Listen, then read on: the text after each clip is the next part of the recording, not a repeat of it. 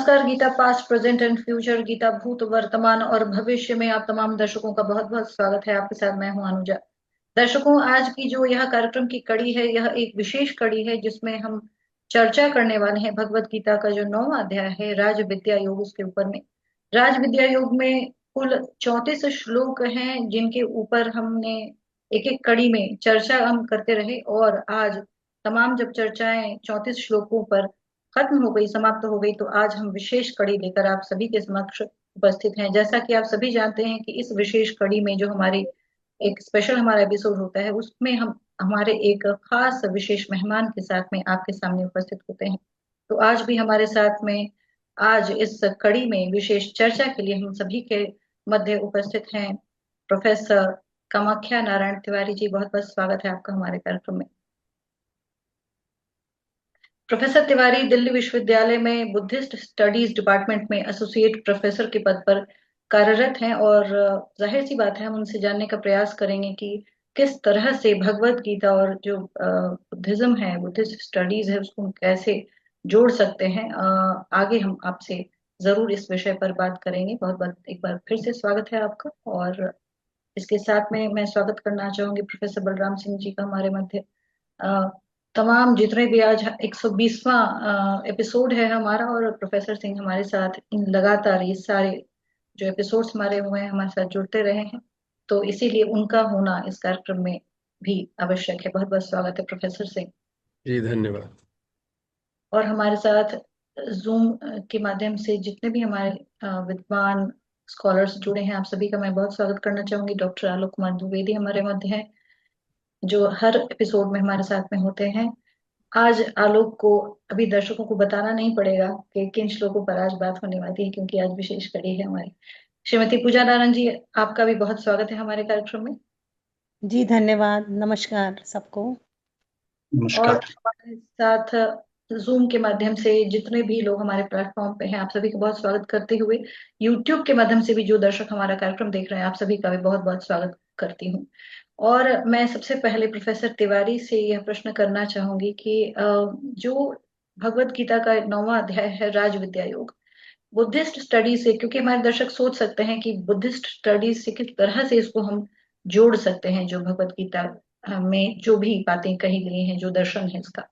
जी नमस्कार सबको।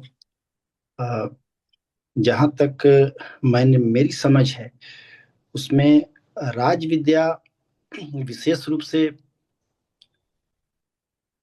ब्रह्म विद्या उसको हम कह सकते हैं।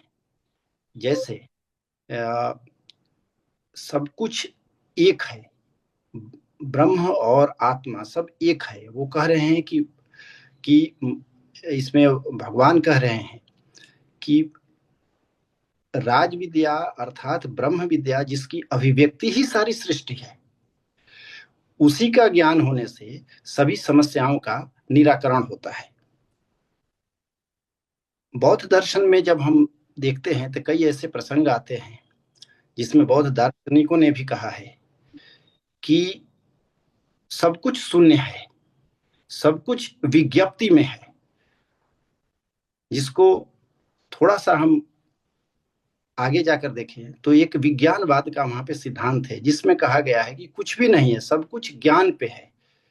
अगर विज्ञप्ति है, आभासित है, अगर आपके अंदर उस तरह की दृष्टि नहीं है तो फिर यह आपके समक्ष संसार शून्य है।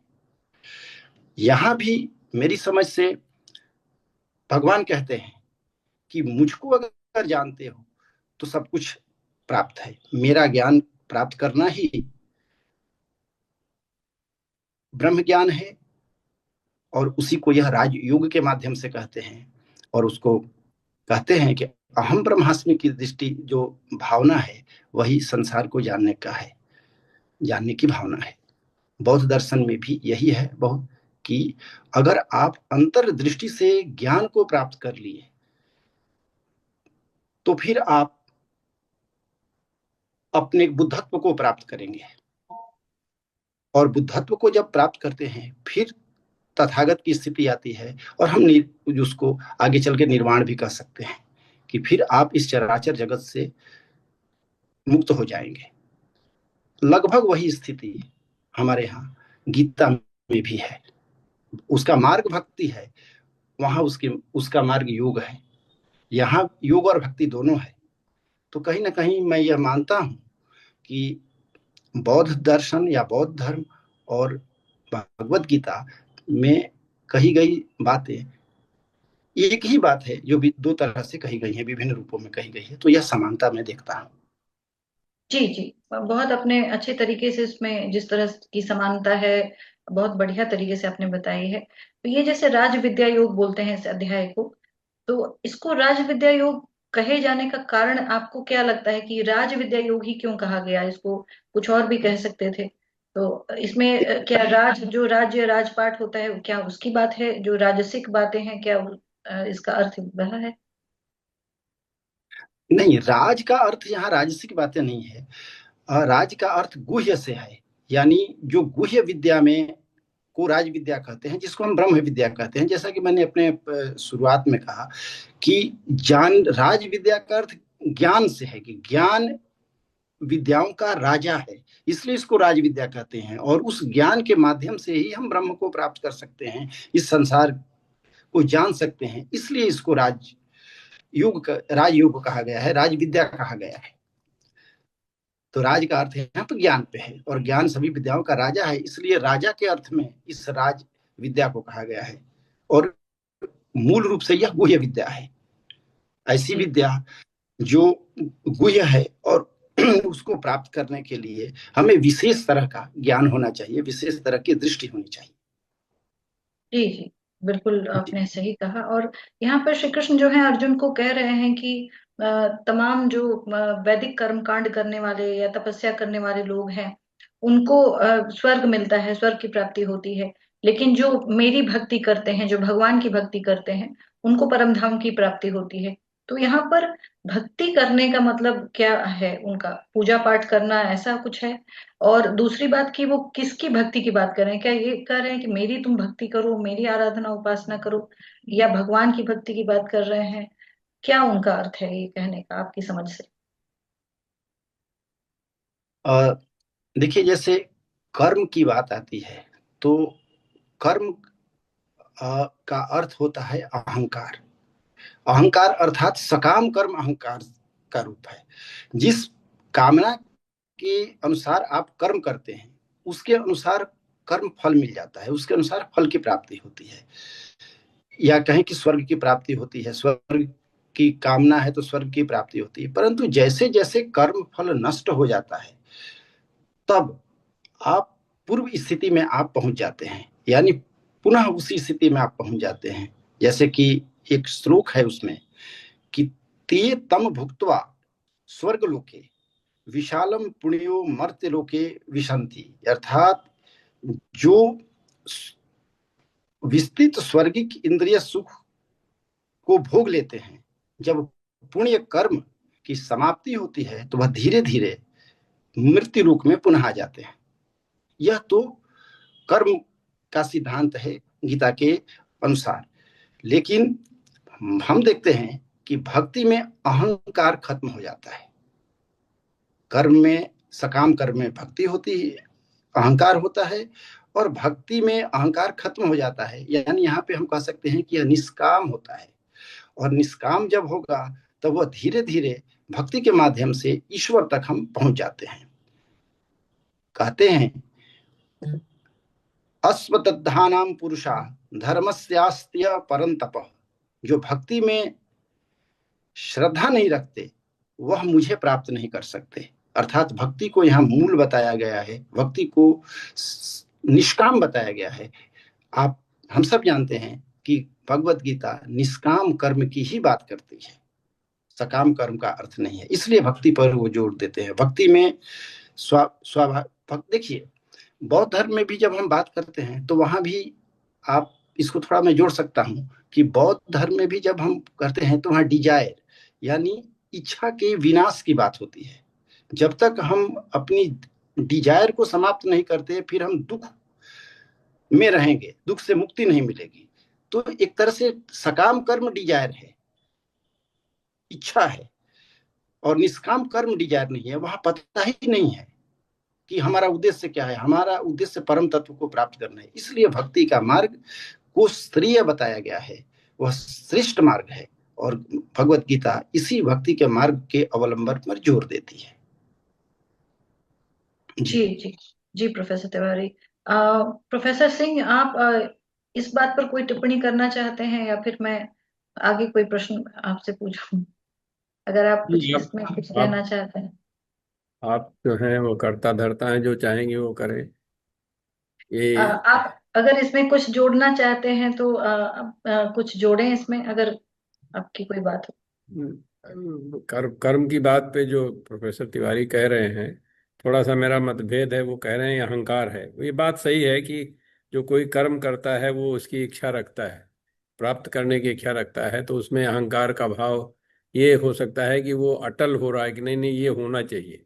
तो उस भाव से मुझे लगता है वो कह रहे हैं। वरना तो कर्म, उसमें अच्छा इन्होंने कहा कि निष्काम निष्काम और सकाम कर्म जो करते हैं, तो सकाम में इच्छा होती है, निष्काम में होता है कि हम अपने अनुसार करेंगे। जैसे इन्होंने कहा हुआ है कि अहम ब्रह्मास्मि। तो आप ब्रह्म भाव से अगर अपने कर्तव्यों को अपनी प्रकृति के हिसाब से कर रहे हैं, तो उसमें आप कर रहे हैं कि कुछ, तो उसका फल तो मिलेगा ही, लेकिन आप उससे बंधे हुए नहीं है। तो ये बात सही इन्होंने कही है। लेकिन वैसे कर्म का मतलब होता है कोई उद्देश्य रखना। तो उद्देश्य अगर निष्काम है तो आपको ज्यादा भक्ति भी कह सकते हैं आप उसको। भक्ति का भाव जो है बहुत बढ़िया है। इसमें आ, बड़ा इंटरेस्टिंग है। पहली बात तो भगवान कृष्ण ने ही इसको कहा कि ये राज विद्या राज गुह्यम, इसका गूढ़ भाव है। तो अभी आपने तो कहा कि चलिए ये इसका राजा है। वो अक्सर लोग बोलते हैं ये ज्ञान का राजा है, इसलिए बोलते हैं। मुझे इसी से राज भी बनता है। कभी का राज की बात होती है, लोग उसको भी उसी से कहते हैं। हम लोगों ने इस पर थोड़ी सी चर्चा की थी प्रोफेसर तिवारी, कि जी जो सत रज तम है, तो रज जो है वो बीच में आता है, उसी से राज शब्द भी बनता है। और उसको दोनों सात्विक और तामसिक दोनों वृत्तियों को संभालना पड़ता है, इसलिए उसका इतना बड़ा महत्व है।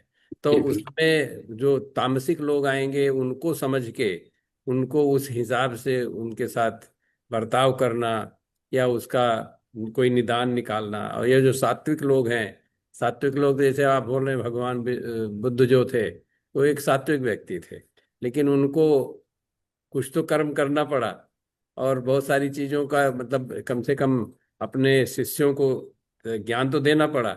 ये नहीं कि सिर्फ उनको जो ज्ञान हो जाएगा अपना आराम से बैठे रहे, ऐसा नहीं। तो हर व्यक्ति को कुछ न कुछ तो करना पड़ता है। इसलिए जो राज विद्या जो है ये, और ये मुझे ये भी लगता है कि चीजें तो बदलती रहती हैं समय के साथ। जैसे अब आप कह रहे हैं कि आजकल आप अपने विषय में ऐसा कर रहे हैं कि लोग सोचते हैं कि जैन और बुद्धिज्म जो है वो सनातन से परे है। तो ये होना भी आवश्यक है कि लोग ऐसा सोचेंगे, और आप जैसे लोग इस पे ये भी करेंगे कि नहीं इस तरह से ये परे नहीं है, नजदीक कैसे है, उनका एक एकत्व कैसे है। ये सारी चीजें जो हैं वो राज की बातें हैं। तो मुझे लगता है ये राज विद्या राजगुह्य उस हिसाब से है कि चीजों को समझने समझाने का कोई कार्यक्रम होता है, क्रम होता है, और उसमें जिन लोगों को ये ज्ञान होता है वो समय समय पर सबको और बाकी लोगों को इसका आभास करवाते हैं। यहाँ पर मैं पूछना चाहती हूँ, अगर प्रोफेसर तिवारी भी इसके बारे में कुछ कहना चाहे, मगर प्रोफेसर सिंह मैं ये पूछना चाह रही हूँ कि ये जो अध्याय है इसकी जो व्याख्या की गई है उसमें श्री कृष्ण जो है पहले तो 7वें 8वें अध्याय में उन्होंने भक्ति की बात कही है कि भक्ति चाहिए।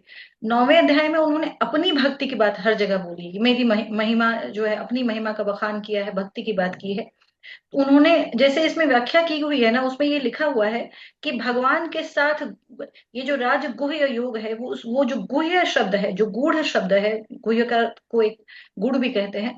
तो भगवान के साथ गूढ़ संबंध जो स्थापित होता है, जो वह योग है, वो जो राजयोग है उसको ही राजयोग कहते हैं। भगवान के साथ जब हम संबंध स्थापित करते हैं भक्ति के मार्ग से, उन्होंने ये बार बार कहा भी है कि इस तरह से काम कर जब अपने होता है ना यज्ञ वगैरह करके दुनिया में रहते हुए जब हम जीते हैं जीवन, तो हमको स्वर्ग की प्राप्ति होती है। मगर मेरी भक्ति में लीन होकर जो लोग भक्ति सिर्फ करते हैं और अपना कार्य करते हैं संसार में, सब कुछ मुझे समर्पित कर देते हैं, उनको मैं प्राप्त होता हूँ। तो मैं प्राप्त होने का मतलब परम धाम की प्राप्ति। तो लोगों को बार बार ये लगता है, प्रोफेसर सिंह, और यहाँ पर प्रोफेसर तिवारी भी हैं, अगर आप कुछ कहना चाहें।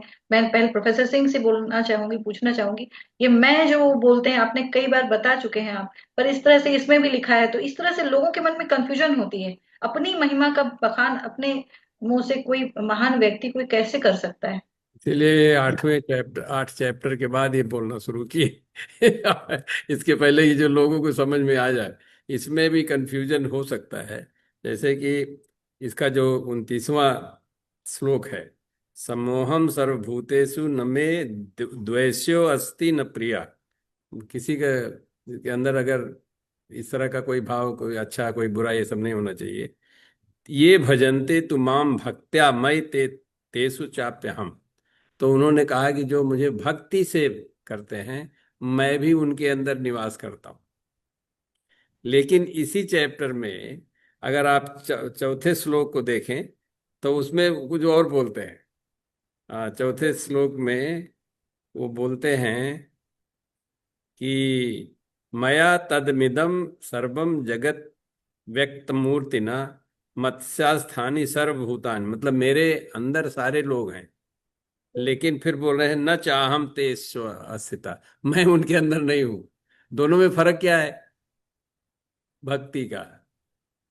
अगर आपके अंदर भक्ति का जो अर्थ होता है, मैं केमिस्ट्री का थोड़ा सा आदमी हूं तो इसलिए उसको वहां से जोड़ता हूं। जब भक्ति का मतलब होता है कि पूरी तरह से भोग करना, भक्षण कर लेना, ये भी एक शब्द उसका अर्थ होता है। इसका मतलब है कि हम जिसकी भक्ति करते हैं हमारे अंदर पूरी समाहित हो जाता है, ये उसकी बात है। तो अगर भगवान वो भक्ति, अगर मैं आपके साथ कोई विद्यार्थी हमारे, उनको कुछ पढ़ाना चाहता हूँ लेकिन वो नहीं पढ़ना चाहते, तो क्या करेंगे? वो मटर गश्ती कर रहे हैं क्लास में, तो सुनेंगे नहीं मेरी बात। लेकिन अगर उनके अंदर ये भाव रहा कि जो हम बोल रहे हैं, इतने प्रोफेसर थे, हम तो अपने उदाहरण दे रहे हैं, तो अगर उनको उन्होंने ध्यान से दिया तो वो निश्चित रूप से मैं उनके अंदर जाऊंगा। तो ये दोनों में जो आप कह रही हैं, भक्ति का जो इतना बड़ा महत्व है, भक्ति का मतलब है कि हम एक्सेप्ट कर रहे हैं पूरी तरह से इस चीज को। हमारे अगर आपके अंदर भाव नहीं होगा, जैसे इन्होंने कहा कि चौथे में कि सारी दुनिया ऐसी है, लेकिन मैं उनके अंदर नहीं रहता हूँ। कब रहता हूँ? 29वें आखिरी में बोला उन्होंने, जब उनके अंदर भक्ति होती है। तो अगर हम आपको कुछ समझाना चाहते हैं, आप समझना ही नहीं चाहते हैं, आप अपना कान बंद करे बैठे हुए हैं या कुछ और सोच रहे हैं, तो हम कैसे पहुंच सकते हैं आपको भक्ति? जब वो भक्ति भाव है जो, जैसे मैंने कहा, उसका एक रूप ये कहा जा सकता है, हम भक्षण करते हैं, मतलब उसको पूरी तरह से डिबाउर कर जाते हैं। जो भी कुछ है आपके अंदर, अच्छा बुरा जो भी, उसको एक्सेप्ट करते हैं, तभी वो बात होती है। दूसरी बात जो हम लोग इस पर चर्चा किए हैं, इसका मतलब नहीं भगवान कृष्ण का भक्षण कर रहा है कोई। भगवान के कृष्ण किसको रिप्रेजेंट कर रहे हैं? जैसे प्रोफेसर तिवारी जो हैं, ये बुद्धिज्म को रिप्रेजेंट करते हैं। वहां जब अपने क्लास में जाते हैं, ये प्रोफेसर तिवारी ये नहीं है, ये प्रोफेसर तिवारी वो बुद्धिज्म की बात करने वाले तिवारी है। तो जब वो, अगर कोई विद्यार्थी या कोई ज्ञानी इनसे वो प्राप्त करना चाहता है, तब उसको ज्ञान होगा। अगर वो इसके चक्कर में रहा कि नहीं नहीं, मैं तो ये प्रोफेसर तिवारी, इनके बाल ऐसे, इनके शर्ट, इनका जूता ऐसा, इनका मोजा ऐसा कैसे, तो उसे वही प्राप्त होगा। तो इसलिए भगवान कृष्ण कह रहे हैं कि जो उस भक्ति से, हम कौन हैं? हम भगवान कृष्ण का शरीर नहीं है। वो रिप्रेजेंट कई जगह पे कह चुके हैं कि वो आत्म भाव है, वो जो आत्मा का, यहाँ पे भी इस चैप्टर में भी उन्होंने बोला हुआ है, तो वो जो आत्मा हमारे अंदर है, उस वो रिप्रेजेंट करती है, वही इनसे कनेक्ट कर सकती है। तो हम कहते तो हैं कि हम भगवान कृष्ण जो शरीर से ऐसे बोल रहे हैं, ऐसा कहेंगे, लेकिन असली में क्या है कि हमारे अंदर वो जो रहते हैं, उन तक हमको पहुंचना है, क्योंकि उससे ज्यादा जो हमारे अंदर है, जैसे मैंने भोजन किया तो हमारे शरीर में वही लगेगा ना, हमारे शरीर में लगेगा। उसी तरह से जब तक हम ये कहेंगे नहीं नहीं भोजन तो बहुत अच्छा रखा हुआ है, सब लोग खा लो हमारा भी पेट भर जाएगा, ऐसा नहीं होता है। वो अपने अंदर ही जाने में पेट भरता है। तो इसलिए भगवान कृष्ण ये कह रहे हैं यहाँ पे, उनका कहने का अर्थ यह है कि भगवान कृष्ण जिसको रिप्रेजेंट कर रहे हैं उसका आप भक्षण कर रहे हो।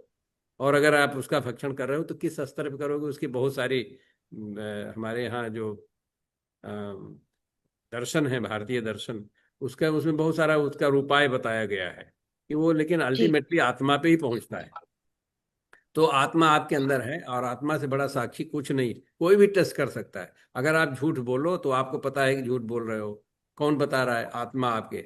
आत्म साक्षात अगर वो करेंगे आप, तो आपको पता लगेगा आप झूठ बोल रहे हो, सही बोल रहे हो, मेहनत कर रहे हो, आलस कर रहे हो। ये सारी चीज का रिफ्लेक्शन वहीं से होता है। भगवान कृष्ण वो उसी को रिप्रेजेंट करते हैं मेरे हिसाब से, और वही रिफ्लेक्ट कर रहे हैं यहाँ पर, कि अगर उस भाव से अगर आप उनको देखेंगे तो आपको ज्ञान होगा।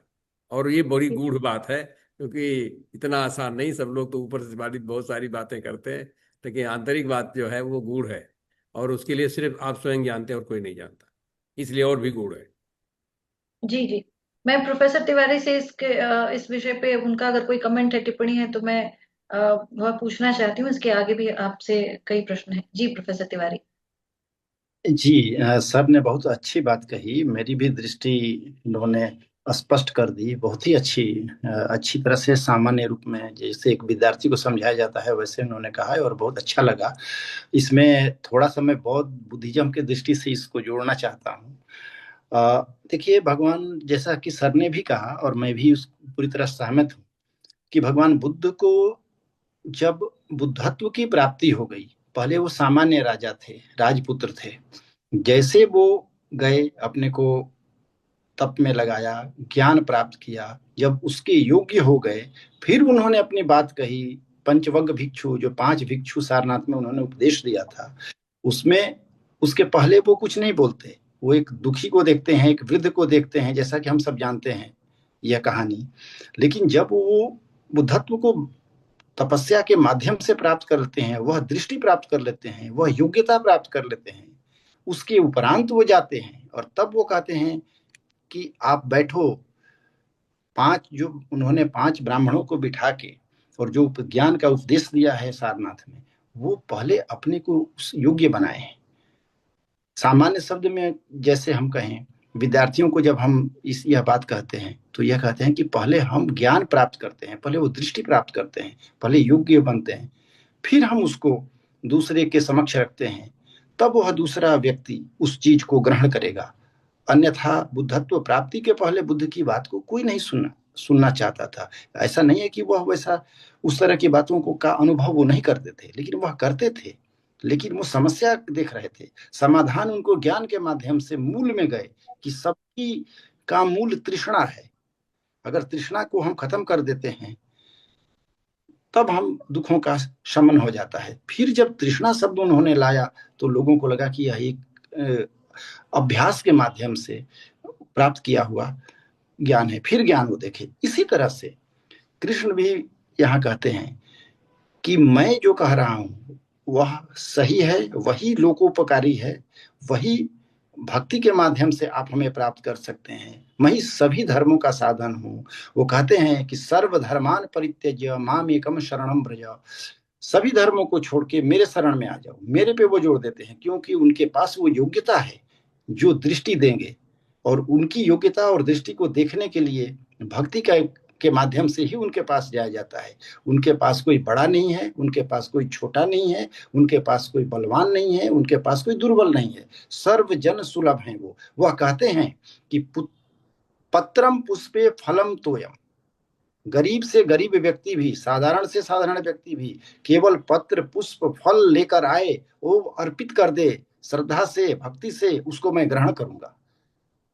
इस दृष्टि से जिन सर ने जो बात कही वो बिल्कुल सही बात उन्होंने कही कि पहले आप में योग्यता होनी चाहिए, जब योग्य हो गए हैं उसके बाद आप उस ज्ञान को दे सकते हैं और लोग ग्रहण करने के अधिकारी भी होंगे, और आप भी अधिकारी होंगे ज्ञान देने के। इसलिए भक्ति और योग्यता, दोनों साथ साथ साथ चलने वाली बातें हैं। व्यक्त इतना ही।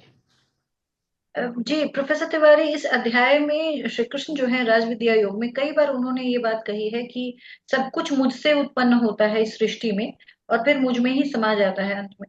तो ये जो बोलने का तात्पर्य है उनका, अपनी जब महिमा वो बता रहे हैं, अपन मैं करके वह बता रहे हैं, तो ये उनका कहने का यहाँ पर अर्थ आप क्या समझते हैं?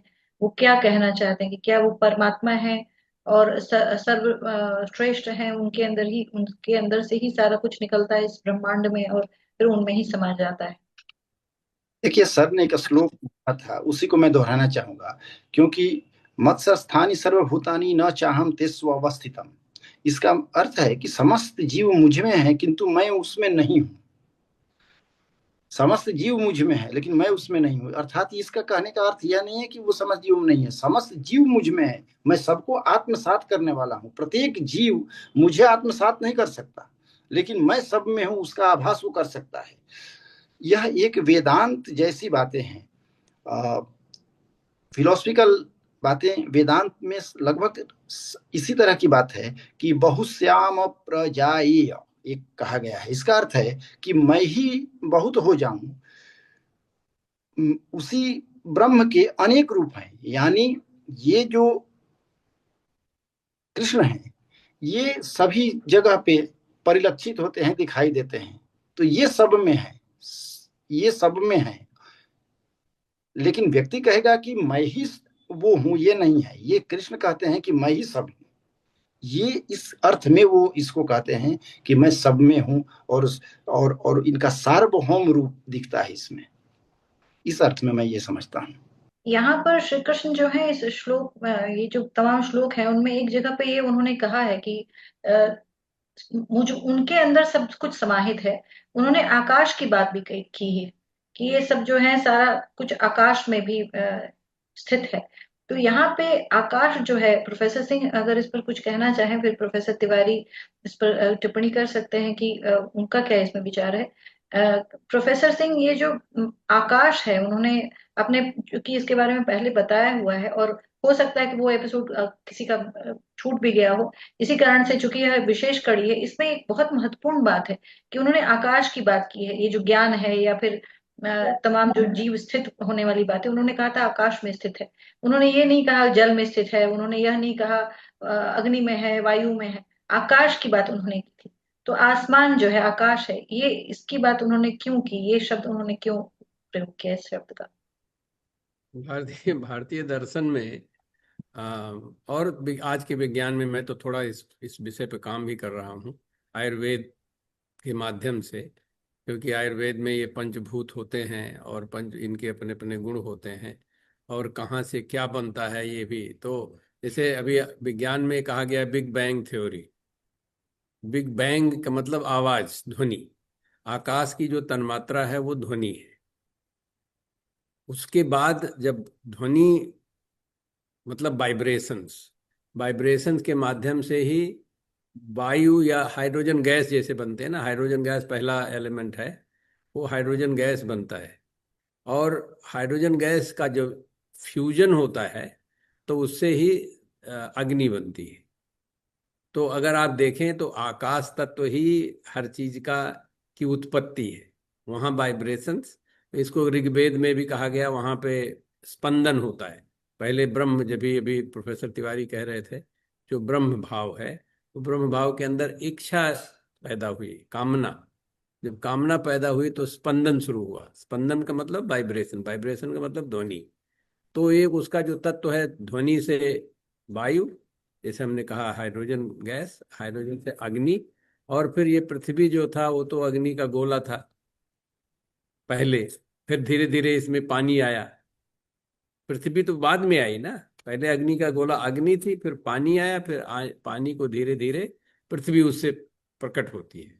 तो इसलिए हर चीज की उत्पत्ति जो है, जो आप कह रही हैं, तो भगवान कृष्ण ये बता रहे हैं कि ये जगत, जैसे कहते हैं ना, ये जो जगत पैदा हुआ है ब्रह्म से, वो उसका एक रूप बताया है।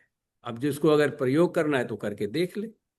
शब्द से, जैसे भगवान शंकर का है डमरू बजता है, तो वहां से सारी उत्पत्ति होती है। आप कहीं भी देखेंगे बहुत कंसिस्टेंटली साइंस से लेके जो भी हमारे आध्यात्म की बातें हैं सब जगह पे ये मिलेगा। हमको लगता है इसलिए इसके पीछे गूढ़ बात ये है। अगर गूढ़ बात समझनी है तो इसके पीछे ये सारी बातें। जी जी प्रोफेसर सिंह। प्रोफेसर तिवारी हमारे मध्य हैं उनका। जी प्रोफेसर तिवारी, आप इसके बारे में कुछ कहना चाहते हैं? देखिए, ने तो लगभग जो बात कही उसी वही बात मैं भी सोचता हूँ, वैसा ही है।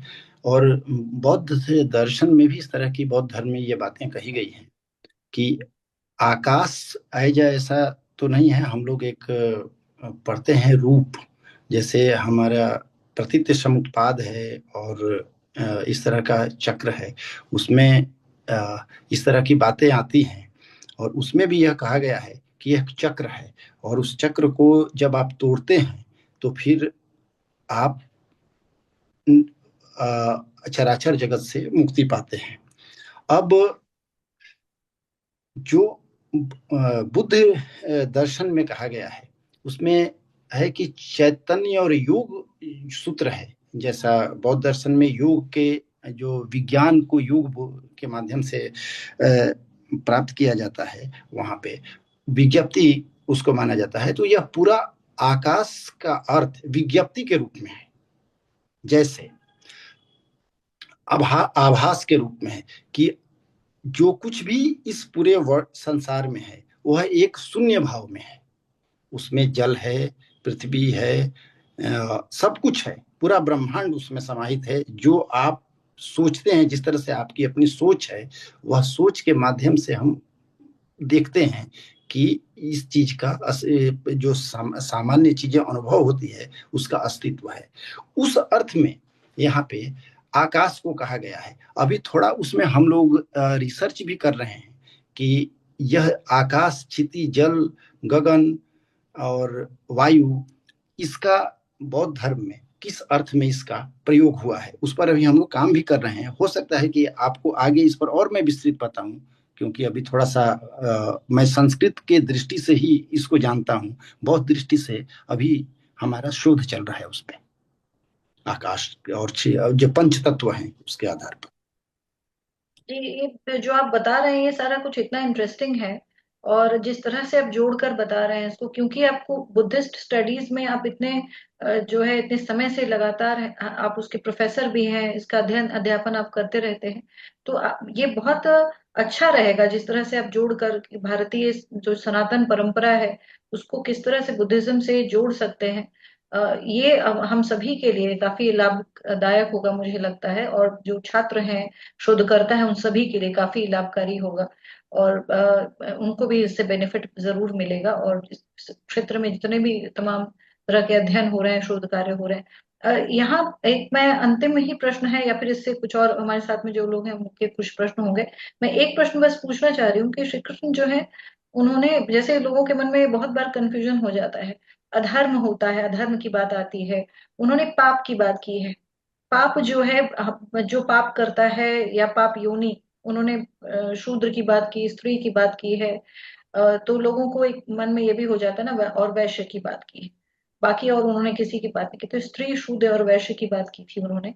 लेकिन मेरा प्रश्न यहाँ पर यह है कि उन्होंने कहा कि जो ऐसे लोग जो पाप योनि वाले लोग हैं, पाप योनि के लोग हैं, वो इस संसार में आते हैं। और जो मतलब इससे अर्थ यह लोगों को यह लग सकता है कि जो पाप करते हैं, पाप कर्म करते हैं, या जो पापी लोग होते हैं, वही इस संसार में आते हैं और उनको यहाँ पे रहना पड़ता है और तमाम तरह की। तो क्या इस संसार में आने का अर्थ यह है कि किसी ने कोई जो पाप करते हैं, जो बहुत धर्म के लोग नहीं होते हैं, वही इस संसार में आते हैं और यहाँ पर कष्ट तमाम तरह के होते हैं, इसी कारण से वह इस संसार में आते हैं? यदि वह पाप नहीं करते होते, धर्म के रास्ते पे चलते होते, तो इस संसार में नहीं आना पड़ता।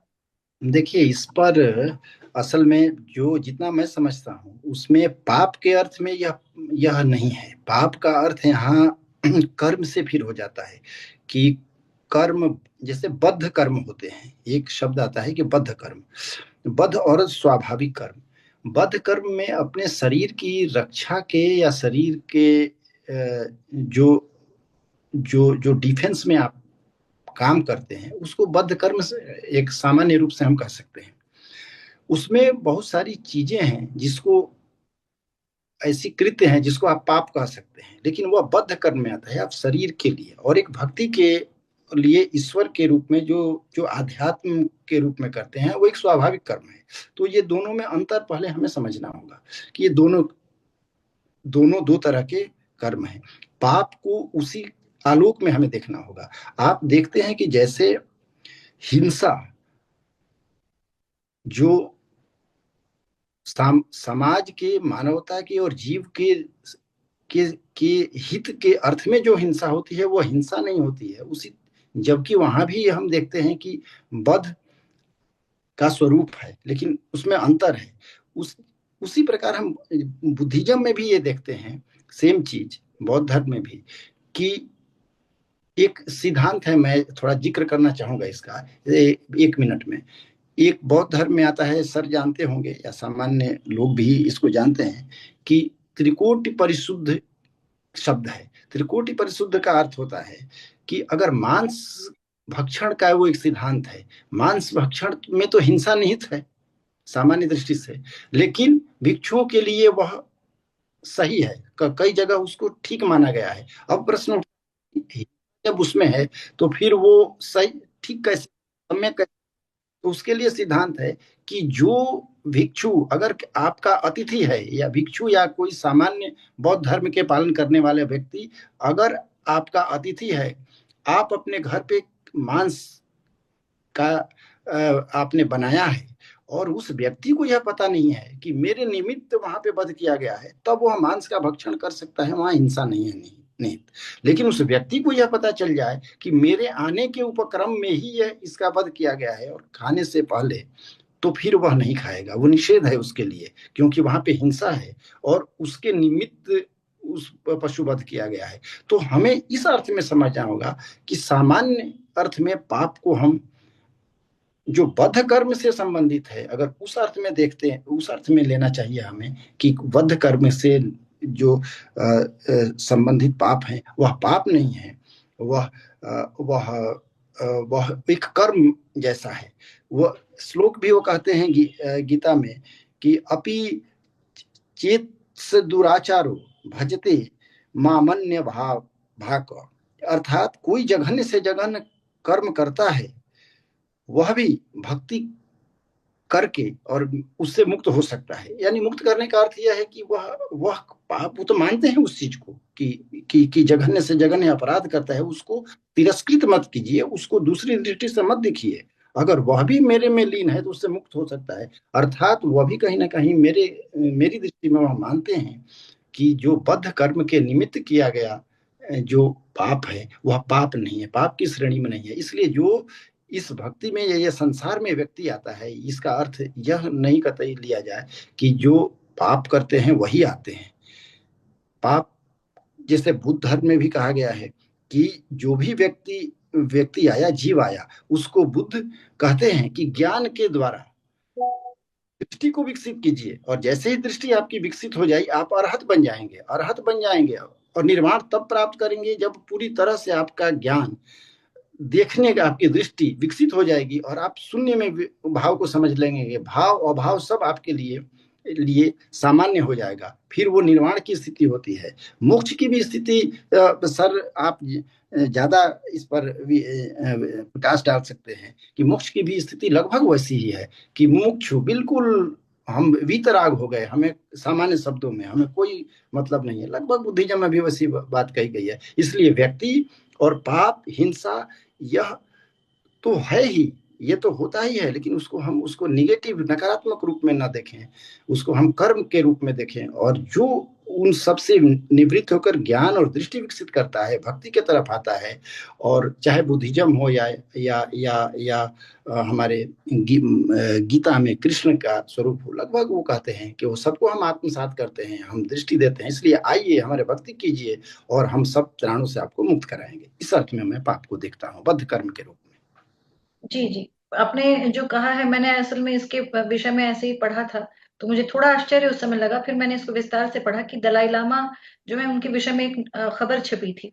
क्योंकि मैं मीडिया से हूँ तो ऐसे तो लोगों को पता चल ही जाता है, मगर मैंने सोचा कि मुझे इसके विषय में और जानना चाहिए कि उन्होंने वो कभी नॉन वेजिटेरियन जो है भोजन करते हैं, तो इसमें बहुत सनसनीखेज बनाकर कि अरे वो कैसे इस तरह से कर सकते हैं, तो फिर उसके बारे में मैंने पढ़ा। तो उसमें ये था कि यदि आपको कोई भोजन कोई करवाता है और आपका आपका इसमें कोई हाथ नहीं है, आपको अगर कोई मांस भी देता है खाने के लिए कोई, क्योंकि वो तो भिक्षु होते हैं ना, वो तो उस तरीके से तो उनको कोई यदि परोस रहा है, कोई भोजन दे रहा है, तो उसको मना नहीं कर सकते। बुद्ध जो है उनके बारे में मैंने ये पढ़ा था कि उनको जहरीला जो भोजन था, जो कि मशरूम जैसा कुछ था, वो जहरीला था। बुद्ध जान रहे थे कि वो जहरीला है और ये खाना उनके लिए खतरनाक हो सकता है, फिर भी उन्होंने उसको खाया, क्योंकि भक्ति भाव से उसने उनके सामने परोसा था। और वो खाने के बाद ही उनकी तबीयत बिगड़ी और फिर वो महापरिनिर्वाण जो उनका हुआ था उसके उपरांत ही हुआ। तो बिल्कुल। ये भाव जो है ये मैंने पढ़ा तो मुझे बड़ा ऐसा लगा। तो प्रोफेसर सिंह भी यहाँ पर हैं, और जैसे प्रोफेसर तिवारी कह रहे थे कि वो कुछ ऐसा, तो ये जो है प्रोफेसर सिंह आप क्या कहना चाहेंगे इसके बारे में कि जैसे अभी प्रोफेसर तिवारी बता रहे थे कि पाप किस दृष्टि में होता है, तो जाहिर बात है बुद्धिज्म में उस तरह की बातें कही गई हैं। तो आप क्या, आपको ऐसा लगता है कि हाँ संसार में आने का अर्थ ही ये है कि हमको यहाँ पर रहकर अपना काम करके आ, मोक्ष प्राप्त करना चाहिए? मोक्ष वाली बात तो मैंने एक प्रोफेसर तिवारी को मालूम नहीं है, हमारे पे है choose your own heaven dot com, मैंने शुरू किया है। पूरा भी काम नहीं हो पाया है। उसमें यह है कि $99 में मोक्ष हम दे देंगे उसको, किसी को भी। और मनी बैक गारंटी, अगर उनको नहीं मिलता है मोक्ष तो वापस आए, अपना पैसा ले जाए वापस। तो तो मोक्ष की जो अवधारणा है, वो मेरा कहने का मतलब है, जो प्रोफेसर तिवारी ने कहा, हम अपनी क्या सोच हमारी है, हम मोक्ष को क्या मानते हैं। अगर आप वो मानते हैं तो ठीक है, आपको वो मिल जाएगा। आपको मतलब सोच रहे हैं कि जाके वहां पे आराम से बैठेंगे। अगर आपको ये कर्मठी व्यक्ति हैं, सोच रहे हैं नहीं हमको तो करना है कुछ, सिर्फ भगवान बुद्ध की बात जो है यहाँ पे हो रही, वो तो सेवा कर रहे थे सबकी। और उन्होंने, वो बुद्ध ही होगा जो कि ये जान के कि ये जार दिया जा रहा है, और फिर भी हम, क्योंकि अगर बुद्ध ऐसा नहीं करते तो बुद्ध नहीं होते। बाकी सब लोग तो हमारे, हमको तो कोई, मैं दारू नहीं पीता हूँ, लेकिन अगर मैं, मुझे कोई देता तो मैं कोई ना कोई बहाना बना लेता हूँ। वो बोलता हूँ मैं, मुझे एलर्जी है, मैं बोलता हूँ मुझे एलर्जी तो है, कहीं इन वे मैं बोलता हूँ मुझे एलर्जी है, सब लोग बड़े खुश हो जाते हैं, सोचते बड़े सुकुमार हैं, इनको अल्कोहल से भी एलर्जी है। ऐसा करके मैं निकल आता हूँ। लेकिन भगवान बुद्ध ने ऐसा नहीं किया, क्योंकि भगवान बुद्ध ही ऐसा कर सकते हैं, क्योंकि उनको इसका डर ही नहीं, मरने मारने का। ये तो मरता कौन है, कोई तो वो, ये तो शरीर मरता है, हम तो, वो मरता नहीं है। जो आत्मा है वो थोड़ी ना मरता है। अगर जिस जो उस स्तर पे पहुंच चुका है, जैसे भगवान कृष्ण की बात कर रहे हैं यहाँ भगवत गीता में, या भगवान बुद्ध की बात करते हैं जो कि उन्होंने अपने जीवन में करके दिखाया, ये लोग इसकी चिंता नहीं करते कि मोक्ष मिलने वाला कि नहीं। मोक्षधारी हम लोग हैं। सोचते हैं हमको मोक्ष मिल जाए, हमको ये मिल जाए। जहां तक एक ही और चीज कहना चाहता हूँ, जो प्रोफेसर तिवारी ने कहा, हिंसा के लिए जो है कि भाई हिंसा किसने किया, कैसे किया। मैं हिंसा का मतलब, अंग्रेजी में वो नॉन वायलेंस नहीं, अहिंसा का मतलब नहीं मानता हूँ। मैंने उसको थोड़ा सा बदला हुआ है, आपको अच्छा लगेगा प्रोफेसर तिवारी। उसका मतलब होता non violation, not non violence. Non violation, अहिंसा का मतलब है कि वो नॉन वायलेशन है। अहिंसा, उसको अब अब वो ये है कि हम किस स्तर पे समझ रहे हैं। शरीर के स्तर पे समझ रहे हैं तो हम मर गए, लेकिन अगर आत्मा के ऊपर समझ रहे हैं तो मरे ही नहीं। हम तो एकदम बिल्कुल एक बार नहीं कई बार आएंगे, और इसका क्रम चलता रहेगा। तो जो व्यक्ति इस बात को मानता है, वो नॉन वायलेशन वाली बात है ये चीजें। लेकिन अगर हम इसकी चिंता कर रहे हैं कि नहीं नहीं, मीट खाने से, इस दुनिया में, आज के विज्ञान में, अगर किसी चीज के निषेध है तो मीट का है। उससे आपको तकलीफ होती, ये कहीं आपके विज्ञान में ये नहीं मिलेगा कि आप वेजिटेबल मत खाओ। लेकिन ये कहा गया है कि आप नहीं खाना चाहिए। हमारा अभी जो सर्जरी हुआ उसमें ये था कि अगर मीट खाता है कोई तो उसको हार्ट की प्रॉब्लम होती है। लेकिन ये कोई नहीं कहता कि आप वेजिटेबल खाओगे तो हार्ट की प्रॉब्लम होगी। जी तो जी जी। नेचुरल चीजें हैं, उसका समय आपका बीतता जा रहा है और लोग भी हो सकता है सवाल पूछे। लेकिन उसका एक एक रूप हम बताना चाहते हैं कि जो वेजिटेबल है उसकी जो कॉन्शसनेस है वो इस बात के लिए है कि हम उसका भोग करें, या कहें कि भक्ति करें। भक्ति भाव से अगर आप भोजन भी करते हैं तो आपको, आपके लिए लाभकारी होता है। जो हमारे यहाँ जो शरीर है, पंच शरीर की बात होती है, कुछ पंच शरीर में जो मनोमय शरीर है, वो जो कि पशु पक्षी जिनके मन होता है, उनका अगर हम भक्षण करते हैं तो वहां पे होता क्या है कि जब वो मरते हैं, मार के अगर अगर जिंदा खा लें तो कोई प्रॉब्लम नहीं। जिंदा खा लें तो हैदराबाद में वो मछली, जिंदा मछली आपके मुंह में डालते हैं अगर आप जी खा लें तो आपको फायदा करता है। लेकिन मरी मछली अगर आप खाएंगे या मरा मीट खाएंगे तो उसमें प्रॉब्लम वायलेशन का है फिलोसॉफिकली, कि जो हमारा मन है वो शरीर से अलग हो जाता है। तो जब अलग हो जाता है तो ये वायलेशन हो जाता है, जो वायलेंस नहीं, वायलेशन है ये बहुत वायलेशन अच्छा। ये हो गया। ये वायलेशन ये हो गया कि मैं तो, आपका हाथ बहुत अच्छा लगता है क्योंकि आप कुछ बुन सकते हैं, कुछ कर सकते हैं, लेकिन आपका पेट मुझे अच्छा नहीं लगता है क्योंकि उसको हमको भरना पड़ता है। ये अगर कोई कहेगा तो वायलेशन होगा। तो इस तरह की वायलेशन की बात है। तो हम वहां पे जो मीट खाते हैं वहां पे वायलेशन है, वायलेंस नहीं है। वायलेशन ये है कि आप मन और शरीर को अलग कर दिए, और अगर चीजों को अलग कर दिए तो वो आपके लिए कोई ना कोई नुकसान करेगा। खैर चलिए, ये तो हमारी ये इस शब्द का सर मैं अब प्रयोग करूंगा अपने इस पुस्तक में जो हम लोग लिख रहे हैं, नॉन वायोलेशन। आपने अच्छा शब्द दिया मुझे, धन्यवाद। बहुत अच्छा। डॉक्टर वसंत माचपे यूट्यूब के माध्यम से यह कार्यक्रम देख रहे हैं, उन्होंने यह कमेंट किया है कि स्पेस और आकाश में अंतर है, डिफरेंस है। प्रोफेसर सिंह, आप संक्षिप्त में कुछ बताना चाहेंगे इस पे? स्पेस और आकाश, आकाश में हाँ अंतर है। हाँ, बिल्कुल बिल्कुल फर्क है। Space is very different. अब वो तो हम ऐसा देखते हैं जहाँ पे कुछ नहीं दिखाई पड़ता उसको, लेकिन स्पेस का तो मतलब होता है कि स्थान। स्पेस का असली मतलब होता है स्थान। स्पेस का हमारे उसमें वैशेषिक जो हमारे जो दर्शन है उसमें पंचभूत आकाश अलग है और उसके बाद स्पेस अलग है। तो स्पेस का एकदम बिल्कुल अर्थ दूसरा होता है। आकाश जो है वो ओरिजिन है, हर चीज की ओरिजिन। जो मैंने जैसे कहा ना, जो जो चीजें हम, जो जितने तत्व दिखाई पड़ते हैं उनकी ओरिजिन। और मैंने कहा कि फिजिक्स वाले जो आज सबसे बड़ा वो दुनिया की उत्पत्ति की बात करते हैं, वो बिग बैंग थ्योरी की बात करते हैं। बिग फ्लैश नहीं करते, बिग वाटर नहीं करते दो बिग बैंग करते हैं। बैंग का मतलब होता है आवाज, आवाज का मतलब आकाश तत्व। जी, यहाँ पर हमारे साथ में पूजा नारायण जी हैं, डॉक्टर आलोक कुमार द्विवेदी हैं। आलोक, आप कुछ कहना चाहेंगे या कोई प्रश्न है आपका? प्रश्न तो नहीं है, लेकिन ये बड़ी सुंदर व्याख्या चल रही थी एक गीता की दृष्टि से और फिर बुद्ध के दृष्टिकोण से भी। भक्ति को लेके जब बात हो रही थी तो उसके दो तीन दृष्टिकोण हैं। एक तो सामान्य रूप से जो भक्ति देखी जाती है लेमैन की दृष्टि में, कि भगवान हैं, उनकी पूजा पाठ कर्मकांड की विधियां और उस प्रकार से भक्ति। उसका जो दार्शनिक रिफ्लेक्शन है जिसकी बात यहाँ पर चल रही थी, कि हम, जैसा सर ने कहा कि भक्ति भक्षण करना है। अब जब हम जिसकी पूजा कर रहे हैं तो उनके गुणों को, उनके जो एसेंस हैं, उनकी जो मूल भावना है, कृष्ण की मूल भावना क्या है, उसको स्वयं में समाहित कर लें। राम, आज यहाँ पे ध्वजाभिषेक हुआ, तो राम भारत की चेतना के प्राण हैं। यह इसी रूप में है कि राम ने जो किया है, राम ने अपने जीवन में जिन आदर्शों को स्थापित किया है, वो आदर्श हर जनमानस के पाथेय बने, इस रूप में राम की भक्ति की जानी सर्वथा सार्थक है। राम को, और भक्ति का एक और जो मंतव्य है जिसको हम लोगों ने गीता के दौरान कहा भी था, कि भक्त वह है जो विभक्त नहीं है। क्योंकि भक्ति के माध्यम से आत्म तत्व, आत्म साक्षात्कार की जो बात की जा रही है, तो भक्त वो है जो विभक्त नहीं है। और विभक्त नहीं है का अर्थ ये हुआ कि गीता में ही भगवान कहते हैं कि मम वांसो जीवो जीव भूतो सनातन, कि जो जीव मात्र है उसमें सनातन रूप में मैं हूं, मैं आपके भीतर भी स्थित हूं। अर्जुन को कह रहे हैं, और कह रहे हैं मैं सभी जीवों के भीतर मैं ही स्थित हूं।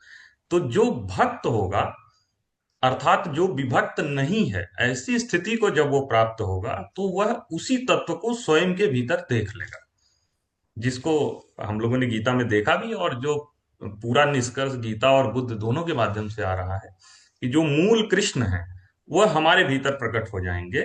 ये कृष्ण कह रहे हैं कि मेरी भक्ति करो, अर्थात मैं जो तुम्हारे भीतर हूं उसकी भक्ति करो, अर्थात उसको समझने का प्रयास करो, अर्थात जो मेरे बताए गई बातें हैं उन बातों के अनुसार आप चलें। तो मुझे ऐसा लगता है बुद्ध भी उसी धारा की बात, भगवान कृष्ण की इसी धारा की बात कर रहे हैं जब वो बुद्धत्व की बात। और खासकर महायान में तो, सर महायान में तो पूरी परंपरा ही भक्ति की तरफ चली गई, और उसका भारतीय जो वैदिक और पौराणिक जो प्रभाव थे उससे जब जोड़ा गया पूरे महायान की परंपरा को, तो अब वो पूरी पूरी बात जाके जुड़ जाती है, जो जिसकी बात अभी समन्वय की बात सर कर रहे थे जी। भक्ति की बात में जैसे आलोक आपने अभी बताया, तो प्रोफेसर तिवारी ने और प्रोफेसर सिंह ने भी यही बात कही है। प्रोफेसर सिंह लगातार ये कहते रहे हैं, जब मैं उनसे कभी पूछती थी कि अर्जुन को श्री कृष्ण जो है ये बात बता रहे हैं, तो प्रोफेसर सिंह ने हमेशा बोला है कि वो जिस जगह पर हैं, वो जो बात कर रहे हैं मैं करके, वो इसलिए नहीं कर रहे कि मैं हूं मुझे सम्मान के ये करूं, क्योंकि उनको अभी इस वक्त इस स्थान पर इस परिस्थिति में उन्हें अभी अधिक ज्ञान है, इसीलिए वो है ये सब बात कह पा रहे हैं। अर्जुन को चूंकि उस बात का भी उतना ज्ञान नहीं है, इसी कारण से जैसे प्रोफेसर सिंह हमेशा कहते हैं ना कि वो शिक्षक हैं, वो छात्रों को वो बात बता पा रहे हैं, उनको ये मालूम नहीं है उस समय, इसीलिए उनका स्थान उस समय ऊपर है कि हाँ वो बता रहे हैं और इस तरह की बातें। और आप अभी जो बात कह रहे हैं क्योंकि लोगों के मन में बार बार ये बात आती है ना कि श्री कृष्ण जो है इस तरह से अपनी बात और अपना क्या कह रहे हैं। और श्री कृष्ण भक्ति की एक परंपरा में लोग कहते हैं ना कि श्री कृष्ण ही सब है, कृष्ण ही को ही मानो, तो एक उस रूप में वो देखते हैं कृष्ण ने जो बोल दिया, कृष्ण सब कुछ कृष्ण ही है, कुछ नहीं और है, हम कुछ है ही नहीं, सब कुछ कृष्ण है, उनकी भक्ति में लीन रहो, उन्हीं का नाम लो, उन्हीं को याद करते रहो। ये कहा जाता है। जी पूजा जी भी हमारे साथ में है, हमारे साथ में श्री प्रशांत भारद्वाज जी जुड़े हैं, श्री केशव भारतीय जी भी हैं। यदि आपके मन में भी कोई प्रश्न है तो बहुत स्वागत है। पूजा जी आप कुछ पूछना चाहती हैं? नमस्कार जी। मैं ये पूछना चाह रही थी कि जैसे हम अपने ही शरीर को ही देखना है, तो जब हम किसी बात से जो हमें वाइब्रेशन होती है या कोई स्पंदन या गूज बॉम्ब्स जिसे कहते हैं, उस तरह का जो होता है, वो क्या चीज है? वही आकाश तत्व है? ये जानना चाह रही थी मैं। उसी को प्रोफेसर आकाश सिंह। तत्व कहते हैं? जो गूज बम्स हमारा रिएक्शन होता है ना, जो शरीर में हम्म। आपको जो रिएक्शन हो रहा है हम्म। वो आकाश तत्व तो नहीं कहेंगे, लेकिन आकाश तत्व भी हो सकता है, क्योंकि ऐसा कुछ ऐसा नहीं है जहाँ पे आकाश तत्व तो नहीं है। तो लेकिन उसका जो रूप दिखाई पड़ रहा है, आपका आपके अंदर जो रिएक्शन हो रहा है, आपकी त्वचा में, आपके शरीर में अगर कुछ हो रहा है, तो उसके उसका जो तत्व होगा वो स्पर्श तत्व, तन्मात्रा होती है, कहते तन्मात्रा। तो जैसे गगन की तन्मात्रा है ध्वनि, और उसी तरह से पृथ्वी उसकी वायु की तन्मात्रा है स्पर्श। सो अगर आपके गूज बम्स निकल रहे हैं तो मेरे हिसाब से वो आपके त्वचा का रिएक्शन है। और लेकिन उसकी उसके पीछे तन्मात्रा है, तन्मात्रा में जो ध्वनि की बात है या कि और भी शब्द स्पर्श की बात यहाँ हो गई। फिर लेकिन रूप रसगंध, मतलब अगर आपको कोई चीज का आपने देखा कोई चीज, और ऐसा आपको गूज बम्प हो सकता है कि आपने कोई चीज सुना, उससे आपको गूज बम्प हो सकता है। तो दोज आर द कारण जो उनके हैं वो तन्मात्रा है। तो उस तन्मात्रा में ध्वनि भी आ सकती है, तो गगन भी आ सकता है, लेकिन उसका अपना अलग से वो गगन का रिएक्शन नहीं। तो जी सर, बहुत अगर धन्यवाद। जैसे हम लोग जैसे आपने बोला कि हम एक्सेप्ट करते हैं भक्ति को, तो भगवान ये भी कहते हैं कि सरेंडर करो, तो ये दो बातें आ जाती हैं। तो वो अपने आप होगा सरेंडर, या पहले हम एक्सेप्ट करेंगे? ये कैसे होगा?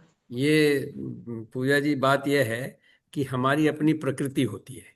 आप एक हम्म। नारी हैं, आप एक नारी के मर्यादा के अनुसार किसी चीज को एक्सेप्ट करेंगे। मैं पुरुष हूं, मतलब ये नारी और पुरुष की ही बात हो रही है।